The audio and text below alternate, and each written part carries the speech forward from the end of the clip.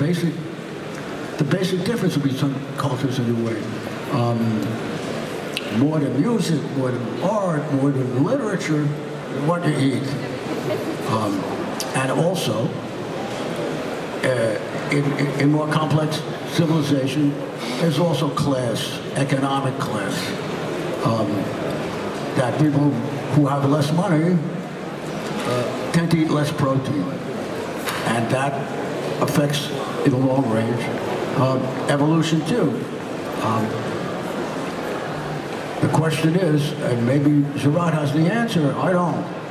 How long does it take for something like that to be evolved into the genome? It may be less than one thinks. You just think, well, it'll take, 100,000 years. Maybe not. Maybe not. Moi, inversement, j'aimerais bien qu'on revienne sur cette table ronde plutôt aux possibilités que la technologie, en particulier la technologie biologique, apporte en matière de transformation de l'espèce humaine, et les risques et les avantages que ça représente. Allons-y, donc. Bon, alors je pense qu'on peut diviser en deux grandes catégories ce qui peut arriver. La première, je parlais de l'allongement de la vie tout à l'heure, il est imaginable, on arrive à peu près à doubler la vie de souris, de mouches et même aller au-delà. Il est imaginable qu'on mette au point, dans un avenir assez proche, je dirais dans les 10 à 30 ans qui viennent, des suppléments alimentaires, des produits qui permettent d'allonger la vie en bonne santé jusqu'à 120, 130 ans, peut-être au-delà. Enfin, bon. La question est de savoir si cette technologie particulière sera réservée à une classe richissime, dominante, ou bien si elle sera répandue au moins dans les pays dits développés. Nous avons un précédent. Ça s'appelle la pilule contraceptive. La pilule contraceptive n'est pas un produit cher, ce n'est pas un produit qui a été réservé à une classe dominante. Un produit qui est largement répandu dans toutes les sociétés industrialisées. Évidemment, en Afrique, dans une moindre mesure en Amérique latine, c'est plus compliqué. On s'y oppose des raisons économiques, mais surtout des raisons religieuses et culturelles. Enfin, nous avons là un produit de haute technologie qui a été développé dans les années 1950, donc assez récemment, et qui a quand même changé considérablement les façons de vivre, les mœurs, les habitudes de l'humanité, en particulier d'une moitié de l'humanité. Alors, d'autre part, est-ce que des modifications génétiques complexes ne seront pas réservées à une élite capable de se les offrir dans l'espoir de devenir plus intelligente, vivre plus longtemps, vivre en meilleure santé, enfin, etc. C'est là que la question me paraît se poser fondamentalement. C'est la distinction entre les progrès qui seront largement répandus, et je pense qu'il y en aura, notamment en ce qui concerne l'allongement de la vie, mais bien d'autres domaines, et les progrès qui pourraient, pour l'instant ce n'est pas vraiment le cas, ou ce n'est pas le cas du tout, être réservés à une élite richissime. On revient à la question de la modélisation que tu évoquais tout à l'heure. Si on considère, pour un auteur de science-fiction, effectivement, envisager des vies très allongées, voire revoir l'éternité, on peut toujours jouer avec des spéculations, mais est-ce qu'un économiste est capable de prévoir de façon rigoureuse les conséquences que ça pourrait avoir, les directions politiques et économiques qu'il faudrait prendre? J'imagine par exemple qu'un allongement de la vie à 100 ou 130 ans changerait complètement la donne en matière de retraite. Oui, alors en matière de retraite, ça changerait complètement la vie. En revanche, en matière de démographie, à ma connaissance, il n'y a pas eu d'étude qui a été faite. Moi, j'ai fait quelques petites explorations. En ce qui concerne l'Europe et probablement les États-Unis, en admettant que 30% de la population vive jusqu'à 120 ou 130 ans, en réalité, ça ne changerait pas grand-chose. Ce sont des phénomènes qui sont très inférieurs à ceux de la démographie naturelle d'une part, qui, ne l'oublions pas, en Europe est en déclin. Tous les pays de l'Est, les anciens pays de l'Est sont en déclin. la Russie est en déclin démographique prononcé. Donc, s'il se mettait à vivre plus longtemps, c'est-à-dire plus de 60 ans à peu près pour le mâle russe, ça ne changerait pas grand-chose. Il n'y a pas de crainte à avoir de ce côté-là. On saurait faire.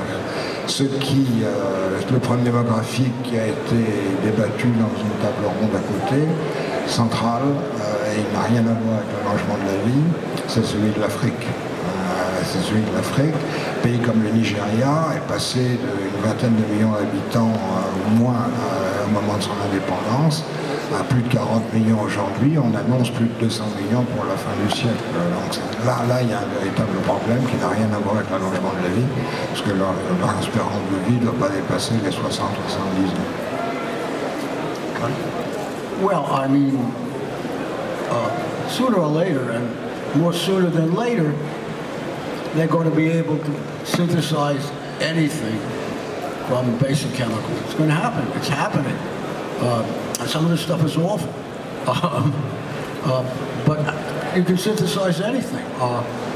They're talking about now the planet can't support, the biosphere can't support what we're doing now with meat. It can't support it. But if you can make meat without animals, the economic question changes. Whether the culinary, but why not? I mean, if you can synthesize, they're starting to actually do this. Not yet, and maybe it's not very good meat, but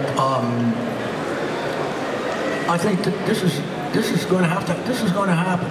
Not everybody is going to want to eat this stuff, at least at first. But when large herds of cattle and things like that are biologically untenable, there's going to be more of that. There's going to be more of that. And you see a lot of it today. There's a thing, it's not quite that, but there's a thing in the States called pink slime. Pink slime.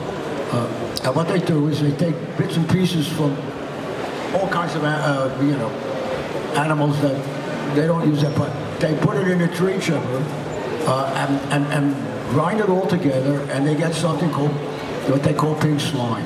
Pink slime they put in hamburgers, they put in hot dogs, and there's only a matter of time before you have pure pink slime pastas. You'll have things more sophisticated. And beyond that, at least potentially, there's no reason why you couldn't make really good tasting food that you can't get from an animal. You can create, I think I wrote this somewhere, but you can create what you want.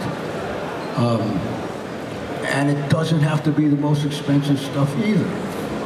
Although at what level it would be. It'd be like an art, the art of creating artificial foods like that. I'm not saying I like this idea, but I think it's inevitable. At least what I'm reading now. The way we're eating as a species on this planet ultimately is not tenable. With the emphasis on pigs and cows and stuff like that. It can't last indefinitely.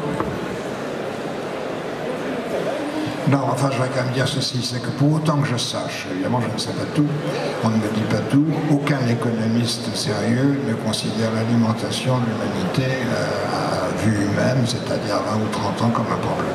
On va toujours trouver des solutions, on saura trouver une solution. Le problème n'est pas celui de l'alimentation, le problème est celui de sa qualité éventuellement, le problème est celui de sa répartition, ça c'est un autre problème. Et on sait faire, on sait produire. Et je suis d'accord avec Norman, on produira certainement de la viande semi-artificielle, soit par culture de cellules, soit par d'autres voies. Enfin, ce n'est pas la fin dans le monde, n'est plus un problème qui intéresse les économistes. Tu parlais de qualité, on a tendance à associer la production de masse, en particulier de nourriture, avec une très mauvaise qualité, voire un très mauvais goût. Est-ce qu'on peut imaginer de la grande qualité de masse pour tout le monde? Oui, je pense. C'est pas... ça coûte, mais enfin, je ne vois pas de problème fondamental là. Le problème, c'est plutôt, mais c'est pas vraiment le sujet, dans l'alimentation très transformée, la quantité de produits éventuellement nocifs qui se trouvent rajoutés, des colorants, des conservateurs, des trucs et des machins. Enfin, il y a toutes sortes de publications et de débats là-dessus. Enfin, globalement, encore une fois, produire de l'alimentation en quantité suffisante et de bonne qualité, on sait faire, on est susceptible de savoir faire. C'est pas là qu'est le problème. Je vais plutôt revenir sur, enfin si ça intéresse le public et l'animateur et puis Norman, revenir sur les possibilités de transformation volontaire de l'espèce ou les changements apportés à sa longévité, j'y reviens, enfin, et d'autres de ses caractéristiques. Alors, à l'heure actuelle, il s'est quand même produit au cours des 100 ou 200 dernières années un phénomène considérable qui est l'allongement naturel de la vie. Aujourd'hui, en Europe, en tout cas en Europe occidentale, l'espérance de vie est de l'ordre de 80 ans, 85 environ pour les femmes, un peu plus de 80 ans pour les hommes.